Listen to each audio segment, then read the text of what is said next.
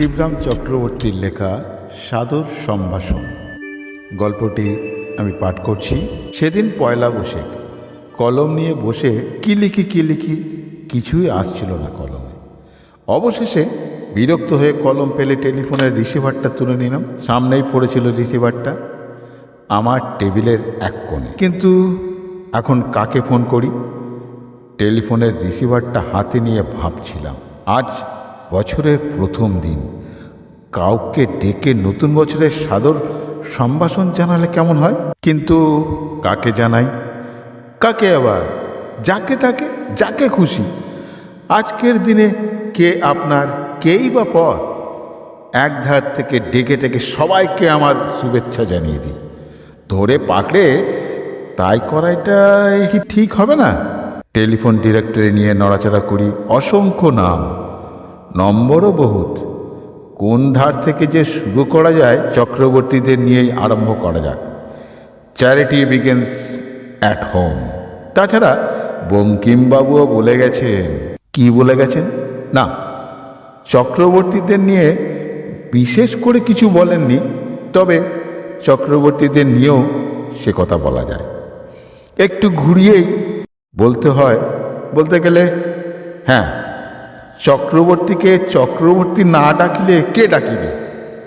অতএব একে একে চক্রবর্তীদের ধরে ডেকে যায় এবং মিটিং করে নববর্ষের সাদর সম্ভাষণ জ্ঞাপন করি। আমার দ্বারা তাদের চক্রবর্তী সুলভ যৎকিঞ্চিত জীবনে কিছু আরামের আমদানি হোক, ক্ষতি কি?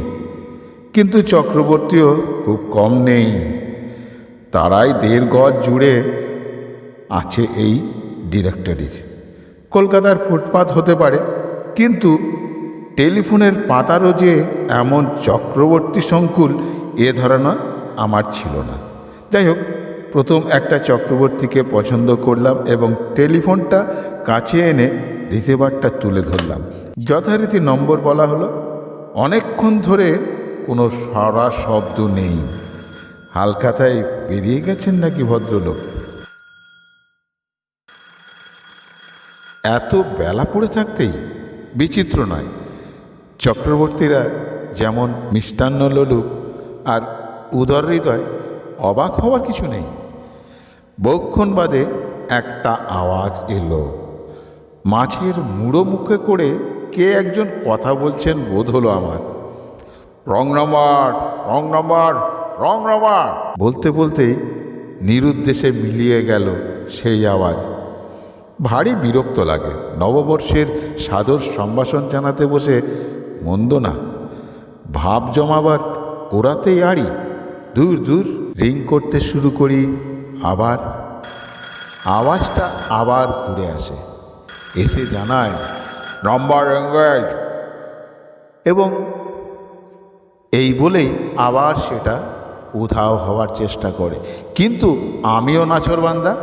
শুনুন মশাই, শুনুন। উপর চড়াও হয়ে আওয়াজটাকে পাকড়ে ফেলি। বলুন বলুন তাহলে। আওয়াজটা হতাশ হয়ে হাল ছেড়ে দিয়েছে মনে হয়। আপনি শ্রীযুত চক্রবর্তী? আমি এই কথাটাই বলি। উত্তর আসে ন। মেগাফোন বিনিন্দিত কণ্ঠে উনি জবাব দিলেন, আপনি আপনি কে তবে? এই ঠাকুর, এই ঠাকুর, ইলিশের মাছের রোস্ট কই আমার? রোস্ট? ইলিশের গোছ কাবাব? যাও নিয়ে এসো জলদি। হ্যাঁ, কি বলছেন? আমি কে? বলেছি তো আমি রং নাম্বার। তার উপরে এখন আবার রীতিমতো এঙ্গেজড। তারপর আর কোনো উচ্চবাচ্যই নেই। কিন্তু আমিও সহজে পরাস্ত হওয়ার পাত্র না। আমার আর এক ডাকাতি শুরু হয়। ও বেচারি এখন নাচার, রোস্টলেস বলেই হয়তো রেস্টলেস, এবং চক্রবর্তীও হয়তো নয়। দেখে শুনে দ্বিতীয় এক চক্রবর্তীকে ডাক দিই। আপনি কি মিস্টার চক্রবর্তী? হ্যাঁ, আপনি কে? নিজের নাম বললাম। টেলিফোনের অপর প্রান্তবর্তী সশব্দে ফেটে পড়লেন, বাধিত হলাম, কিন্তু আপনাকে তো আমি চিনি না মশাই, নামও শুনিনি কখনো। আমার কাছে কি দরকার আপনার?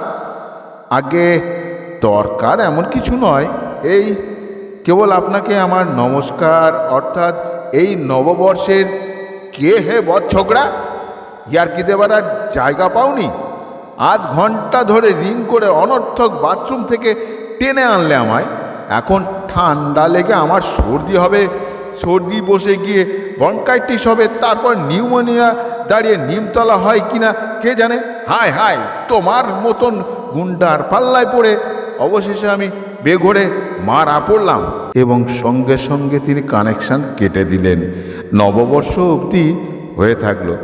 সাদর সম্ভাষণটা ভালো করে জানাবার ফুরসতটুকুও পাওয়া গেল না। সে অবকাশ তিনি দিলেনই না আমায়। আবার ডাক দিতে হলো ভদ্রলোককে। দুঃখের সহিত সেই বাথরুম থেকেই টেনে আনতে হলো। বাবা, কি করব? কোনো কাজ অসমাপ্ত কি অর্ধসমাপ্ত রাখা ঠিক নয়। সেটা চক্রবর্তীদের কাজ না, বিশেষ করে আজকের দিনে কারোর সঙ্গে। নতুন বছরের প্রথম খাতির জমাতে গিয়ে অখ্যাতি লাভটা যেন কেমন। আপনি মিস্টার চক্রবর্তী? আলবাত আমি সেই। তুমি কোন বেয়াক্কেলে? আগে আমি আমি আমতা আমতা দ্বিধা ভরে বলতে যাই। একটু আগেই তো আমার জবাব দিয়েছি, আবার কেন? আচ্ছা তেদর তো। এই বলে সশব্দে তার রিসিভারটা ত্যাগ করলেন। সকর্ণেই শুনতে পেলাম আমাকে পরিত্যাগ করে আবার তার বাথরুমেই প্রস্থান করলেন বোধহয়। না, উনি ওর জীবনকে সমজ্জ্বল করতে উৎসুক নন, অন্তত আপাতত এই মুহূর্তে যেন নন। তা বেশ বোঝাই যাচ্ছে। তালিকায় তৃতীয় ব্যক্তিকে ধরে টানিয়ে এবার। শ্রীযুত চক্রবর্তী আপনি? ঠিক ধরেছেন। আপনি কে? আগে আমিও আরেক শ্রীযুত। আগে হ্যাঁ, চক্রবর্তী। জুৎসই হয়ে জানিয়ে দিই। ও তাই নাকি? চোখা গলায় বলতে শুরু করেন তৃতীয় ব্যক্তি। 2 হপ্তাহ ধরে আমি গরু খোঁজা খুঁজছি আপনাকে। সেই যে আপনি কেটে পড়লেন দালালির টাকাটা মেরে, তারপরে আপনার আর কোনো পাত্তাই নেই। আচ্ছা লোক মশাই আপনি। যা হোক, আপনার আক্কেলকে বলিহারি। আমি একটু বিব্রত বোধ করি। সাদর সম্ভাষণের পূর্বেই একজন অপরিচিতের কাছ থেকে এতটা মোলায়েম অভ্যর্থনা, এমন সাগ্রহ হাত পিত্তেশ আমি প্রত্যাশা করিনি। বিশেষ করে একটু আগেই দুটো সংঘর্ষ সামলাবার ঠিক পরেই। আমি তো কেবল সম্ভাষণ করেই সারতে চাই এবং সরতে চাই, তারপরে আর কিছুই চাই না। কিন্তু ইনি তো দেখছি আরও বেশি অগ্রসর হয়ে উগ্রীব হয়ে রয়েছেন। যেভাবে ঘোরতরভাবে আমাকে খোঁজাখুঁজি করছেন, বললেন, তাতে হয়তো এরপরেও রীতিমতো ঘনিষ্ঠতা জমাবার পক্ষপাতী বলেই তাকে মনে হয়। এখন ধরে বেঁধে কোরবানি না করলেই বাঁচি। আমার তরফে বাক্যস্ফূর্তি হতে বিলম্ব হয়, স্বভাবতই একটু সময় লাগে। কি চেপে গেলেন যে এক্কেবারে? অন্য তরফে সম্ভাষণের দ্বিতীয় পালা শুরু হয়েছে ততক্ষণে। বেশ ভদ্রলোক আপনি। দালালির টাকাটা তো অক্লেশে মেরে দিয়ে যেতে পারলেন, কিন্তু এই পচা বাড়িতে কোনো মানুষ বাস করে? এঁদো ড্যাম্পো মশার আড্ডায় কাঁকড়া বিছের সঙ্গে থাকতে পারে কেউ? এরকম বাড়ি আমাদের ভাড়া গছিয়ে এভাবে ঠকিয়ে কি লাভ হলো আপনার শুনি? তিনি জবাব দিয়ে চান। কি জবাব দেব? এবার আমাকেই কানেকশন কাট আপ করতে হলো। সম্বন্ধ বজায় রাখা আর সম্ভব হলো না। দফায় দফায় কারোর রাহাজানি চললে তার সঙ্গে রফা করে নিজের দফারফা করা আমার মতো সুরাহাবাদীর রপ্ত নয়। কাজেই বিদায় সম্ভাষণ না করেই সাদর সম্ভাষণ স্থগিত রাখতে হলো বাধ্য হয়ে। কি করব? এবার চতুর্থ ব্যক্তির উদ্দেশ্যে ডাক ছাড়লাম এবং তাকে কাছাকাছি পাওয়া মাত্রই আর অন্য কথা পারতেই দিই না, সর্বপ্রথমেই আমার কাজটা সেরে নিই। শ্রীজিৎ চক্রবর্তী, আপনাকে আমার সাদর সম্ভাষণ জানাই, নববর্ষের সাদর সম্ভাষণ। কাঁদো কাঁদো গলায় জবাব আসে, তা জানাবে বই কি? তা না হলে বন্ধু, তা না জানাবে কেন? আজ তো তোমাদেরই সুখের দিন, হে তোমাদেরই স্ফূর্তি। এতদিনে আমার সর্বনাশ হয়েছে। পরশু মামলায় হেরেছি, কাল শ্বশুর মশাই আত্মহত্যা করেছেন, আর আজ সকাল থেকে যত কাবলিওয়ালাই ওকে ছেঁকে ধরেছে। আগামীকাল আমায় দেউলে খাতায় নাম লেখাতে হবে। আজই তো তোমাদের মতো হিতৈষীদের দহরমের সময় গো, আনন্দ উতলে উঠবার দিন। তাই তো আমার সর্বনাশ না হলে আর তোমাদের পৌষ মাস ফলাও হবে কি করে? টেলিফোনের অপর প্রান্তে ফুপিয়ে ফুপিয়ে আর্তনাদ উচ্ছ্বসিত হতে থাকে। এই চক্রবর্তীটিকেও বরখাস্ত করে দিই তৎক্ষণাৎ। যেরকম বুঝছি সব দিক থেকেই আমার সাদর সম্ভাষণের একদম অযোগ্য বলেই একে বোধ হচ্ছে। নববর্ষের জন্য একেবারেই ইনি প্রস্তুত নন। অতএব পঞ্চম চক্রবর্তীকে বেশ একটু ভয়ে ভয়েই ডাকতে হয়। সাড়া দিতে না দিতেই চক্রবর্তী মশাই আরম্ভ করেন, বুঝেছি, আর বলতে হবে না, গলা পেতেই চিনেছি। তা সুদটা দিচ্ছেন কবে শুনি? আসল দেবার তো নামই নেই। কত জমে গেল খেয়াল আছে? হ্যাঁ, একেবারে উচ্চবাচ্য নেই। ঢের ঢের লোক দেখেছি বাবা, কিন্তু তোমার মতন এক নম্বরের এমন জোচ্চোর আর একটাও চোখে পড়ল না। একবার যদি সামনে পেতাম, মেরে পস্তা ওড়াতাম তোমার। আর বেশি শোনবার আমার সাহস হলো না। পস্তায়মান এই ধারদাতার ধাক্কায় আমি আধার দেখলাম। তাছাড়া সামান্য সাধারণ একজন, এক নামমাত্র চক্রবর্তীকেই আমি ডাকতে চেয়েছিলাম। হেন কোনো রাজ চক্রবর্তীকে না। রিসিভার নামিয়ে অনেকক্ষণ কাহিল হয়ে থাকি। তারপর বিস্তর ইতস্তত করে ষষ্ঠ ব্যক্তির জন্য রিসিভার তুলি। কথাই বলে বারবার তিনবার, আবার তিনে শত্রুতাও হয় বলে থাকে। অতএব কার্যত তিনবারের ডবল করে 9-6 করে তবেই ছাড়া উচিত। হ্যালো, আপনি কি শ্রীযুত চক্রবর্তী? ও আপনি, নমস্কার। আমিও একজন চক্রবর্তী, আপনারই স্বগোত্র, নগণ্য এক নরাধম। হ্যাঁ, নমস্কার। আজ নববর্ষের প্রথম দিনটিতেই আপনাকে আমার সাদর সম্ভাষণ জানাচ্ছি। সাদর সম্ভাষণ?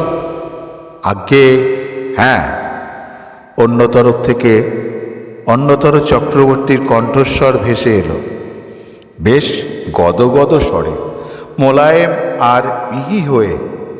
এ চক্রবর্তীটিকে অন্যান্য চক্রবর্তীর থেকে একটু স্বতন্ত্র বলেই মনে হয়। বঙ্কিমবাবুর কথাটা রকম ফের হয়ে এরও যেন জানা আছে মনে হচ্ছে। তিনি বলতে থাকেন, ধন্যবাদ। হ্যাঁ, কি বললেন? নামটা তো বললেন, কিন্তু আপনার ঠিকানাটা? 134 নম্বর। বেশ বেশ, রাস্তার নাম? বাহ, নাম ঠিকানায় কবিতা মিলিয়ে হরিহর আত্মা হয়ে আছেন দেখছি। বাহ বাহ বাবা, এই তো চাই। ছেলেপিলে কটি? একটি। আপনি একমাত্র? তার মানে ও, এখনো বিয়েই হয়নি, হবার আর আশঙ্কাও নেই? তা না থাক, মানুষ আশাতেই, এমনকি আশঙ্কা নিয়েও বেঁচে থাকে। বয়সটা কত বললেন? কত যেন বললেন? আন্দাজ করা একটু কঠিন। 28 থেকে 88 মধ্যে? তাহলেই চলবে। এত কথা জিজ্ঞেস করছি কেন? এক্ষুনি জানতে পারবেন। আমি যাচ্ছি আপনার কাছে। না না, কোনো ঘটকালি নয়, তবে আপনি যেমন আমাকে সাদর সম্ভাষণ দ্বারা আপ্যায়িত করলেন, তেমনি আজ নববর্ষের প্রথম দিনে একটা ভালো কাজ আপনার জন্য আমি করতে চাই। আপনার জীবন বীমাটা আজই করে ফেলুন। শুভস্য শীঘ্রম।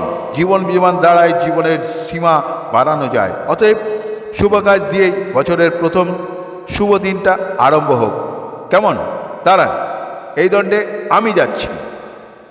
এই প্রত্যুত্তর লাভের পর বলা বাহুল্য, আমি আর দাঁড়াইনি, সেই দণ্ডেই বাড়ি ছেড়ে পালিয়েছিলাম।